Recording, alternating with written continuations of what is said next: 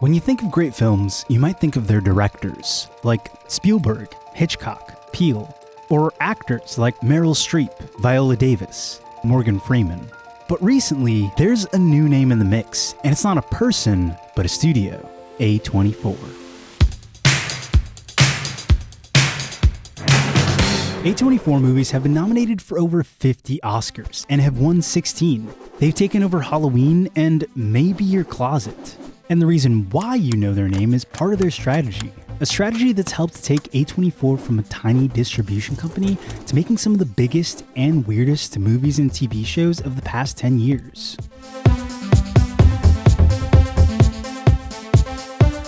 I've maybe seen more A24 films than the people who work at A24. My name is Nate Jones. I'm a senior writer for Vulture and New York Magazine. Last August, A24, I ranked all of them from worst to best.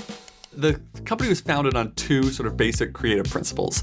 The first was that they were going to give directors almost unprecedented creative freedom. And then to pay for that, because that is creatively risky, they basically decided that they weren't going to be spending money on traditional forms of marketing. They were going to try and use viral marketing and word of mouth, these cheaper ways of gaining attention to their movies. For the first half of their existence, they only bought. They didn't make any of the films. In other words, A24 was founded as a distribution company. And as your resident film nerd, I have to give you a quick lesson on the movie-making pipeline for this all to make sense. So bear with me for a second. First, there's production, where the movie gets made. Then there's distribution, where a company buys the rights to a finished film and takes on the work of marketing it and making deals to connect it to companies that can show it to audiences. That's the third part, known as exhibition, where companies like movie theaters and streaming services show movies for the general public. The studios you're likely familiar with generally take on both production and distribution. So something like Indiana Jones and the Dial of Destiny is produced by Disney, and then Disney also makes the trailers, posters, and deals with exhibitors like AMC and Regal to get that movie shown in theaters. But smaller, independently produced films often go to film festivals like Sundance or Tribeca in hopes of getting the attention of a distributor, who will buy the rights to the film and will help them make those connections. In the beginning, A24's sole focus was to find great indie movies and buy the distribution rights for them. It's just easier that way. You don't need as much money. It takes a lot of cash to produce a film. It doesn't take as much to just buy a film that's already made. Let's use Spring Breakers, their first hit, as a case study to show how all their strategies come together. Spring Breakers was the first A24 film I saw. It was the first A24 film most people saw. I think it was a very good introduction to the A24 style. The film has an extremely strong artistic vision from director Harmony Korine, who A24 courted by making bespoke gun-shaped bongs. The movie had striking visual choices, like this rain that almost looks like blood, and a neon color palette that has become a staple of A24 films. It had a clear hook. You have these sort of Disney starlets like Selena Gomez, and they're, getting up to no good and doing drugs. And if you were a young person who'd grown up on the Disney Channel, suddenly all these people you'd seen in this very squeaky clean entertainment were getting very rough and grimy. And on top of that, it had supremely memeable sequences. So James Franco has, the first of many A24 scenes that would just become this sort of perfect little tidbit. He has this speech, look at my shit. I got shorts, every fucking color, Scarface on repeat. It was just this weird sort of thing that really, just caught on. Their innovative online marketing strategy leveraged GIFs and memes to make the movie buzzy, like this one that amassed over 20,000 thumbs up on Facebook, which, doesn't sound like a lot now. But you gotta remember, this was 2013, back when the LA Times was calling likes thumbs ups? Anyways, the marketing worked. The movie ended up setting per-screen attendance records for its opening weekend, as well as clocking the biggest premiere of a movie in limited release that year.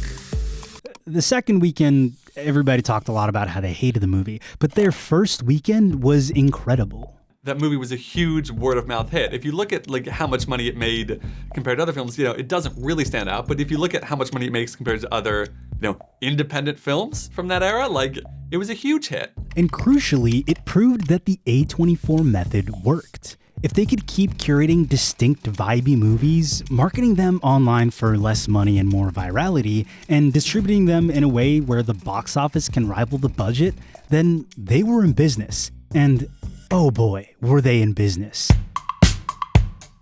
They were able to create such a strong brand. You knew in your head kind of what an A24 film was. And I think that's down to their sense of taste. And I don't know of any other studio that has such an almost like a personal style in that way.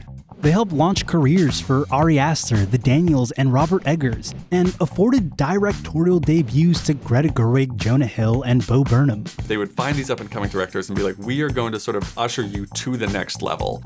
Ex Machina showed their shrewdness in marketing as they created a Tinder account for Alicia Vikander's lead character, inviting men to watch the movie. And films like Room became big hits at the Oscars. They won their first Oscars in 2016. They won Best Actress for Brie Larson in Room. They won Best Visual Effects for Ex Machina, and they won Best Documentary for Amy. So they had been on the scene, they'd been respected, they'd sort of known how to play the industry game. You know, they weren't too cool for it, they weren't holding their heads above it.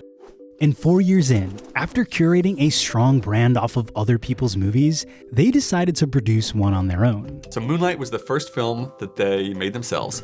It was a bet on Barry Jenkins, who had made only one other feature, and it 8 years more at this point. And they basically said, like, we will let you do totally whatever you want. We will support you. Visually, it does look a lot like other A24 films. You know, you have that neon, you have that very subjective lighting. Moonlight, that was when they get their reputation, I think, for like, oh, you know, it's not just online hype. They're not just like buzzy. They are going to release some great films. If you look at the films they have produced since Moonlight, it's a lot of the movies we think of as like very A24. Uncut gems. It's everything everywhere all at once. You know, it's these movies that are these big, bold brand statements.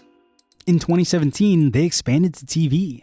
When you talk to people who watch Euphoria, a lot of them don't know that it's an A24 series because Euphoria airs on HBO, which is a very strong brand, a very big brand, and that kind of crowds out the A24 of it all. But Beef airs on Netflix, which has a much smaller brand. And, you know, suddenly that allows the A24 of it all to kind of jump out. And as a cherry on top, they make merch for themselves, not just for the films. You know, they will sell A24 t-shirts and A24 hoodies with that little logo on it. And that sort of, you know, helps build that sort of cult around this, you know, editorial sensibility that they have. And they employ a lot of the techniques that the fashion industry does do. You know, they will do collaborations with, you know, online ceramics. They will do limited edition drops where, you know, you've got to get your hands on something now. They build this sense of exclusivity around it where it becomes, you know, they're A24 merch heads, you know, who are really hoping to get, you know, the latest stuff. And it's something that no other indie studio has quite managed to pull off. When you look at their trajectory in retrospect, it's easy to be dazzled into thinking that they've got the Midas touch. And in some ways they do, but you know, we don't need to build them up too much. Like any studio, they make bad films too. You just might not notice it, because A24 puts out a ton of movies every year as compared to other studios, both big and small.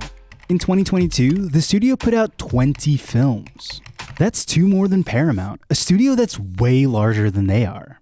But they have a unique way of hiding their bad films and making them go away. They had a deal with DirecTV. They now have a deal with Apple TV where, you know, movies that maybe they don't think are quite past muster, they'll just go straight there. You know, those ones won't play at the Metrograph. Those ones won't be playing at, you know, your cool indie theater. They will kind of be quietly shuffled off to, you know, DirecTV.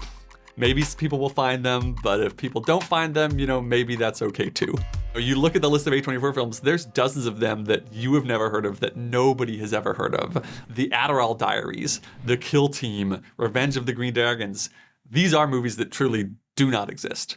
But their missteps don't seem to matter much when their tried and true strategies creates such big wins. When I talked to the fans last year, you know, some of them readily admitted, oh yeah, like I'm in the cult, I'm deep in the cult. And when I asked them why, the key thing was difference. There's so much these days that feels sort of the same, feels very corporate, very controlled. That was kind of the one thing that they all kind of agreed on, is that like when they go see an A24 film, you know, it might be good, there's a chance it might be terrible, but you know, they know it's going to be just like a little weirder, a little more offbeat. Ideally, it's going to be something they haven't seen before.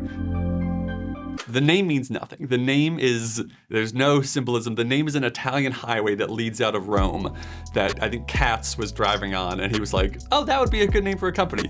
But it sort of fits, right? Because it's abstract, it's sort of mysterious, and you're like, oh, there must be a hidden meaning there. You know, often like some of the films, you know, you're like, oh, you know, there must be something there. It sparks your curiosity in a way.